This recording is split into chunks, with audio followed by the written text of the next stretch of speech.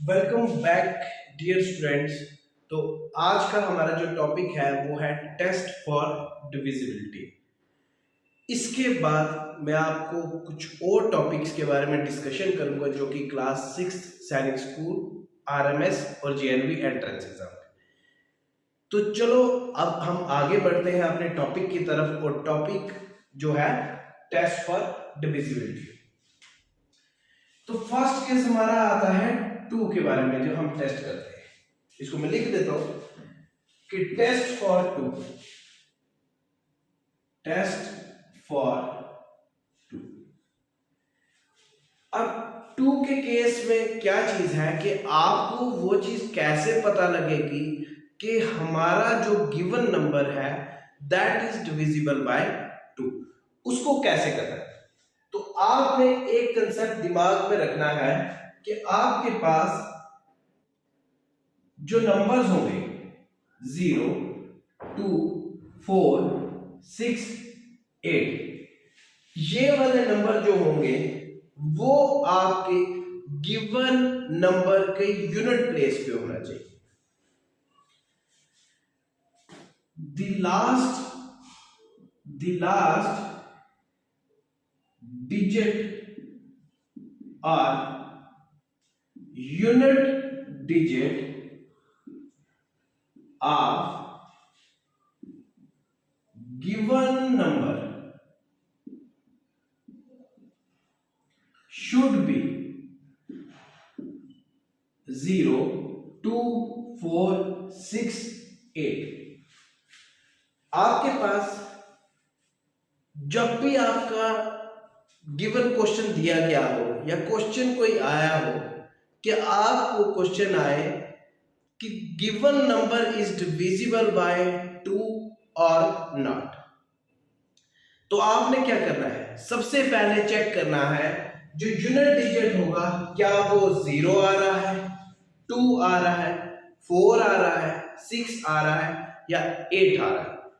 तो अगर unit digit वो आता है तो that means the given number is divisible bye 2। ठीक है जी। एग्जांपल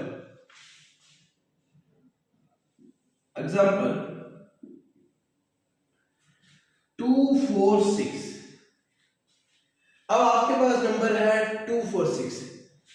अगर जिसको डिविजिबिलिटी टेस्ट आता है तो वो तो कर लेगा, लेकिन जिसको नहीं आता वो पूरे नंबर को डिवाइड करने लगेगा। आपने सिर्फ चेक करना है कि यहाँ पे यूनिट डिजिट क्या है। अगर यूनिट डिजिट 6 है, 0 है, 4 है, 2 है, 8 है, तो that number is divisible bye 2। ठीक है। अगर जैसे है 215, तो ये वाला नंबर नहीं है, तो दैट मीन्स कि जिसके यूनिट प्लेस में 0, 2, 4, 6 आए that number is divisible bye 2। ठीक है। तो हम नेक्स्ट टेस्ट की तरफ चलते हैं, टेस्ट फॉर 3। अब बच्चा जी 3 का केस क्या है, इसमें आपको मैं एग्जांपल लेके ही समझाऊंगा कि हमारे पास एक नंबर है 2173 या 2175। आपने क्या करना है, जो गिवन नंबर दिया गया होगा उसमें सारे डिजिट्स को इकट्ठा कर देना, मीन सम करना। 2 + 1 + 7 + 5 कितना हो गया, 3, 7, 10, 5, 15। तो 15 इज डिविजिबल बाय 3। ठीक है जी। रूल कि गिवन नंबर्स जो दिया गया होगा आपके पास, उस नंबर के जितने भी डिजिट्स होंगे उनको सम करना है, सम करके डिवाइड करके चेक करना है क्या given number is divisible by 3 और नॉट। अगर डिवाइड होता है तो then it is divisible by 3, otherwise not. अब हमारा नेक्स्ट टेस्ट आता है टेस्ट फॉर 4। अब इस केस में हम क्या करेंगे, जब हम 4 के केस की बात करते हैं, 4 के केस में आप क्या करते हो कि एग्जांपल लेता हूं मैं 2496 या 2498, लेट अस सपोज, या 2497।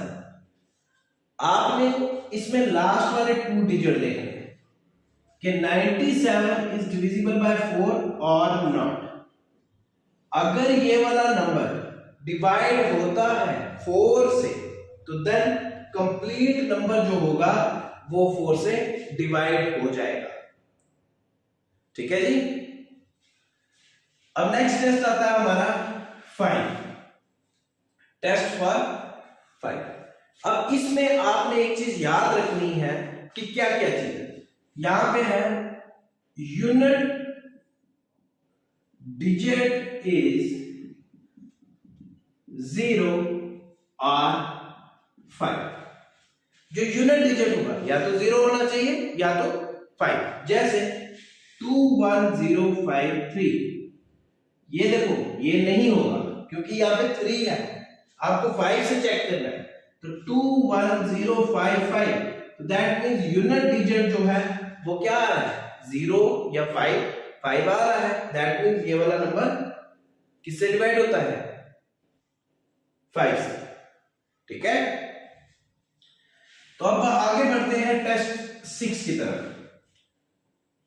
देखना अब यहां पे क्या है, आपने याद रखना है कि जो 6 से अगर कोई नंबर डिवाइड करना हो तो उसके लिए हम लोग क्या करते हैं, सबसे पहले आपने ये चीज चेक करनी है कि गिवन नंबर जो 2 से डिवाइड होता है या 3 से डिवाइड होता है, अगर इन दोनों से डिवाइड होगा that means the given number is divisible bye 6।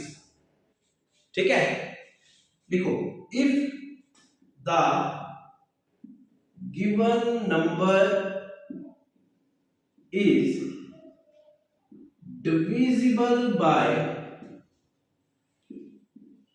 2 and 3, then it is divisible by 6।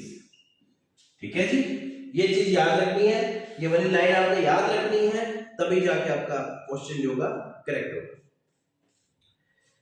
Next test की तरफ बढ़ते हैं 7। अब 7 का कंसेप्ट बच्चा ध्यान से देना कि मैक्सिमम बुक्स में जो है 7 के बारे में नहीं बताया जाता है।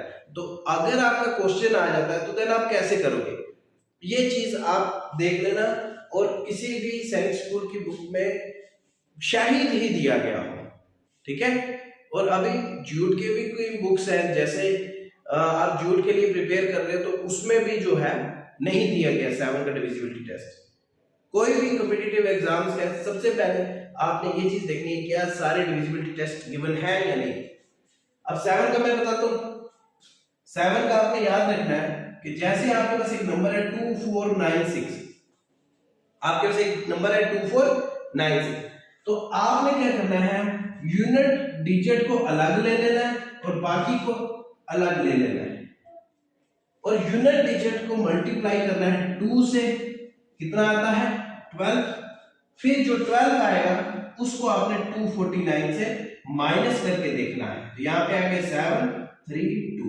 तो जब आपके पास जो भी आंसर आएगा उसको आपने चेक करके देखना है क्या वो 7 से डिवाइड होता है या नहीं। ठीक है, अब आगे बढ़ते हैं हम लोग 8 की तरफ। साथ साथ अपने नोट्स प्रिपेयर करते जाए, सैनिक स्कूल वाले, आरएमएस वाले और जेएनबी वाले, ये चीज चेक कर लीजिए। और इंपॉर्टेंट है डिविजिबिलिटी टेस्ट, बड़े बड़े कैंडिडेट्स को नहीं आता है। तो नेक्स्ट आ गया हमारा डिविजिबल बाय 8। अब जैसे आप 4 के केस में कर रहे थे, यहां पे आपने क्या करना है 2176, वहां पे आप लोग क्या कर रहे थे, लास्ट के 2 डिजिट ले रहे थे। यहां पे आपने लास्ट के 3 डिजिट लेने हैं और उन्हीं को डिवाइड करके देखना है क्या वो 8 से डिवाइड होता है कि नहीं। 8 1 जा 8, 8 2 जा 16, तो 8 2 जा 16, तो 22 आंसर आ गया। ठीक है, ऐसे चेक कर। अब आ जाओ 9 के केस में। 9 के केस में आपने एक तो देखा होगा कि 3 में कैसे करते हो। जैसे गिवन नंबर है 2197, आपने इनको सम कर देना है। 2 + 1 + 9 + 7 कितना है 3, 9 3 12, 12 और 7 90, डिवाइडेड बाय 3 करो तो 90 डिवाइडेड बाय 3 है, ये नहीं होगा। ठीक है, आपने सिर्फ ये चीज करनी है, इतना ज्यादा डिवाइड करने की कोई जरूरत नहीं है।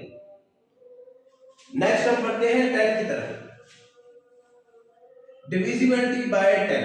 अब 10 का केस यूनिट डिजिट इज कितना है, 0 होना चाहिए, कंफर्म 0 होगा तभी जो गिवन नंबर होगा वो किससे डिवाइड होगा, 10 से। नेक्स्ट आते हैं 11 की तरफ।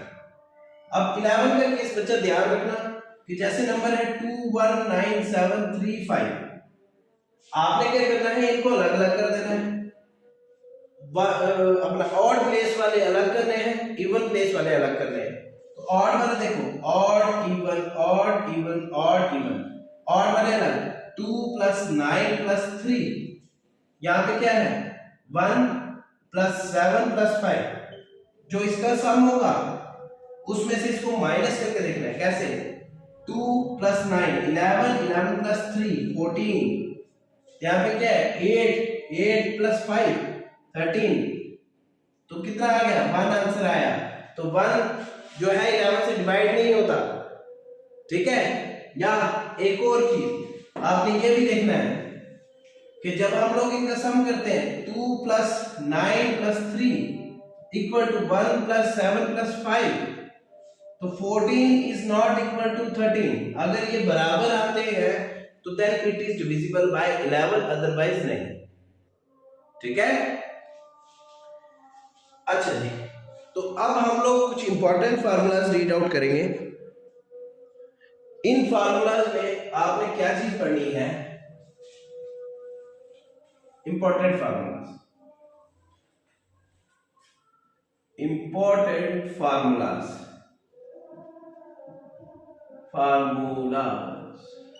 ठीक है। आपने ध्यान रखना है कि जो जैसे डिविजिबिलिटी टेस्ट करते हो तो उसके रिलेटेड ही कुछ आपके पास फार्मूलाज आए हैं। आपने याद रखना है एक formula number 1, dividend equal to divisor multiply by quotient plus reminder, ठीक है। एक ये फार्मूला। सेकंड फार्मूला आपके पास कि जब आपको डिवाइजर और कोशेंट निकालना है, उस केस में आप क्या करोगे कि आपको इन सारे में से इसको यहां पे रहने दो। सबसे पहले डिविडेंड, अब यहां पे रिमाइंडर है, इस साइड प्लस है तो इधर आके माइनस हो जाएगा, माइनस रिमाइंडर अपॉन डिवाइजर, ये आ गया कोशेंट को निकालने का केस, ठीक है जी। थर्ड आता है आपके पास dividend minus remainder upon quotient, ये आता है आपका डिवाइजर निकालने का केस, ठीक है जी। तो ये कुछ 3 फार्मूले बेसिक हैं जो आपने याद रखने हैं जब भी आपको डिविजिबिलिटी के रिलेटेड क्वेश्चन पूछा जाए, ठीक है। तो ये वाले फार्मूले याद रखने हैं, ठीक है। उसके बाद हमारा नेक्स्ट टॉपिक आता है प्लेस वैल्यू, फेस वैल्यू। तो प्लेस वैल्यू और सेकंड फेस वैल्यू। अब बच्चा जी दोनों में क्या फर्क है? प्लेस वैल्यू का मीन सबसे पहले आपने याद रखना है प्लेस, जगह, किस पोजीशन पे कौन सा डिजिट है उसकी जो प्लेस होगी दैट इज उसकी प्लेस वैल्यू, ठीक है। अगर फेस वैल्यू की बात की जाए कि फेस मीन्स क्या, शक्ल, कि अगर कोई भी डिजिट है क्या, अगर 10 है या 10 9 है तो 9 मीन्स कि उसकी शक्ल क्या है, 9 है, तो उसको हम लोग बोलेंगे फेस वैल्यू। अगर हमने एग्जांपल ले लेते हैं 215791, यहां पे आप ले लो 8, ठीक है। अगर आपको बोला गया कि ये जो 5 है इसकी प्लेस वैल्यू बताओ, प्लेस वैल्यू, आपने देखा कौन सी पोजीशन पे, वंस, टेंस, 100, 1000, तो ये आएगी 5 मल्टीप्लाई बाय 1000। मतलब आप सीधा भी बोल सकते हो कि 1000 इसकी प्लेस वैल्यू। और कई बार ये भी कराया जाता है 5000 कि 5 को मल्टीप्लाई करो 1000 से, तो दैट इज 5000। मैं आपको इसीलिए दोनों चीजें करा रहा हूं कि आपको जैसा कराया जाए आप वैसा करो, ठीक है। और फेस वैल्यू 5 की 5 ही आएगी, ठीक है। अब अगर हम इसी को लेके क्वेश्चन एक करेंगे, अब आप नंबर याद रखना 215798 आपके पास है ये। अब क्वेश्चन आ गया कि what is the place value and the face value of the given number, ये given digit 5, also find its difference. तो उस केस में क्या करेंगे, सबसे पहले आपने प्लेस वैल्यू लिखनी 5000 माइनस 5, सीधा डिफरेंस पूछा कि दैट मींस आपको सब्ट्रैक्ट करना है, प्लेस वैल्यू में से फेस वैल्यू को सब्ट्रैक्ट करना है, तो आपका आंसर आ जाएगा। यहां से कैरी यहाँ पे 10 में से 5 गए तो कितना आ गया 5, यहाँ पे आ गया 9, तो 9, यहाँ पे 9, यहाँ पे 4, दिस इज योर आंसर। और इसके रिलेटेड भी क्वेश्चन कई बार पूछे जाते हैं, ठीक है। तो बच्चे डायरेक्ट उसकी फेस वैल्यू या प्लेस वैल्यू लिख के आ जाते हैं, ध्यान रखना। अच्छा जी, अब नेक्स्ट है आपका topic smallest n digit number, smallest n digit number. फिर सेकंड टॉपिक हमारा साथ में ही ग्रेटेस्ट n डिजिट नंबर, ठीक है। अब स्मॉलेस्ट n डिजिट नंबर कौन सा होगा, n मींस के नंबर। तो अगर बोला जाए कि 1 डिजिट नंबर स्मॉलेस्ट बताओ, तो आप बोलोगे उसको 1, ठीक है। अगर बोले जाए 2 डिजिट नंबर जो कि स्मॉलेस्ट होगा, आपने लिखना है 1 0। अगर बोला जाए आपको स्मॉलेस्ट 3 डिजिट नंबर लिखो, तो आप लिखोगे 1 0 0। अगर कहा जाए स्मॉलेस्ट 4 डिजिट नंबर लिखो, तो आप लिखोगे 1 0 0 0, ठीक है। ऐसे क्वेश्चन। तो फिर आपके पास आता है ग्रेटेस्ट n डिजिट नंबर। अगर ग्रेटेस्ट n डिजिट नंबर बोला जाए, दैट मींस के बड़ा वाला 1 डिजिट नंबर। n डिपेंड करता है कि नंबर क्या है, तो यहां पे आ गया 1 डिजिट 9, 2 डिजिट 99, 3 डिजिट 999, 4 डिजिट 9999। अब बच्चा जी यहां पे क्वेश्चन एक और कि आपको बोला जाए कि बताओ कि डिफरेंस करो greatest 4 digit number and smallest 4 digit number, तब क्या करोगे। ग्रेटेस्ट 4 डिजिट 999 और स्मॉलेस्ट 4 डिजिट 999, तो 9998, दिस इज योर आंसर, ठीक है जी। अच्छा, अब आपका नेक्स्ट टॉपिक आता है। सबसे पहले बच्चा जितना मैंने पढ़ाया है कम से कम एक बार रिवाइज करना। रिवाइज करने के बाद अगर किसी को डाउट होता है वो कमेंट सेक्शन में अपना डाउट लिख सकता है और मैं उसको रिप्लाई उसी में दूंगा, नहीं तो नेक्स्ट जो हमारा लेक्चर होगा उसमें आपके डाउट्स क्लियर होंगे, ठीक है। तो next topic is approximation। approximation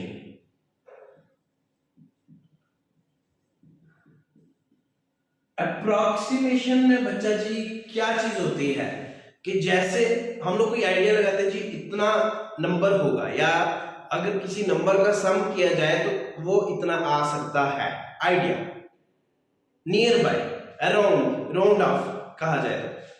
जैसे हमारे पास नंबर है 797, तो आपको ऑप्शन दिए गए कि अप्रोक्सीमेट वैल्यू बताओ इसकी क्या आएगी। आपके पास एक आया 800, एक आया 700, एक आया 600 और एक आया 900। तो आपने इसका आंसर लिखना है 800। रीजन बिहाइंड कि आपने देखना है नियरेस्ट कौन सा होगा, ठीक है। और बाकी जैसे जैसे मैं आपका अभी बेसिक पढ़ा रहा हूं, बेसिक पढ़ाने के बाद सबसे पहले जैसे इंट्रोडक्शन में कराता हूं, इंट्रोडक्शन के बाद मैं आपकी एक्सरसाइज पे आऊंगा जो आपका एंट्रेंस कॉर्नर। तो अभी जी जस्ट मैं टॉपिक करा रहा हूं, टॉपिक के साथ एक एक एग्जांपल करा रहा हूं। तो आपका जैसे ही ये इंट्रोडक्शन खत्म होता है तो देन मैं आपको एंट्रेंस कॉर्नर में जो भी क्वेश्चन होंगे सारे एक्सप्लेन करूंगा, ठीक है। तो नेक्स्ट टॉपिक हमारा आता है रोमन नंबर्स, ठीक है। अब रोमन नंबर्स ये जो हमारा टॉपिक है चैप्टर नंबर 1 का लास्ट टॉपिक है, ठीक है। इस लास्ट टॉपिक को देखो आप, रोमन नंबर्स। अच्छा, अब अच्छा जी रोमन नंबर्स होते क्या है। सबसे पहली बात, नंबर्स के कुछ अरेबिक नंबर्स थे, वो नंबर्स को अरेबिक नंबर कहा गया था। उन्हीं नंबर्स को अलग तरीके से लिखना, उसको हम लोग रोमन नंबर्स बोलते हैं। अब जैसे कि अब रोमन नंबर्स का इस्तेमाल करो कि हाँ जी, जैसे बच्चे किसी को ग्रेड देनी हो या क्लास सेक्शंस बनानी हो, उसके लिए ये सारा रोमन नंबर इस्तेमाल होता है, या सीक्वेंस में लिखना हो तो रोमन नंबर वहां पे इस्तेमाल होता है। अब मैं आपको सिंबल्स बताऊंगा और सिंबल्स कौन कौन से यूज होते हैं उनके लिए, कि क्या क्या नंबर होते हैं, ठीक है। अब आई को हम 1 कहते हैं, ठीक है। V लेटर रिप्रेजेंट किया जाता है 5 के लिए, X लेटर रिप्रेजेंट किया जाता है 10 के लिए, ठीक है। उसके बाद L लेटर रिप्रेजेंट किया जाता है C के लिए, सॉरी L लेटर रिप्रेजेंट किया जाता है 50 के लिए, ठीक है। उसके बाद आपका C लेटर रिप्रेजेंट किया जाता है 100 के लिए, फिर D लेटर रिप्रेजेंट किया जाता है 500 के लिए, फिर M लेटर रिप्रेजेंट किया जाता है 1000 के लिए। तो these are the letters which are used to represent Roman numbers, ठीक है, जिनका हम लोग इस्तेमाल करते हैं रोमन नंबर्स को लिखने के लिए। वो ये वाले आपके पास सिंबल्स हैं, ठीक है। तो बच्चों आज का हमारा लेक्चर जो है यहीं पे खत्म होता है, और नेक्स्ट लेक्चर में हम लोग एंट्रेंस कॉर्नर वाली सेक्शन पकड़ेंगे। तो उसके बीच में जितने भी क्वेश्चन होंगे हम लोग सॉल्व करेंगे। और चैनल को सब्सक्राइब करना मत भूलना, और अपने कॉन्टैक्ट्स में ज्यादा से ज्यादा शेयर करना।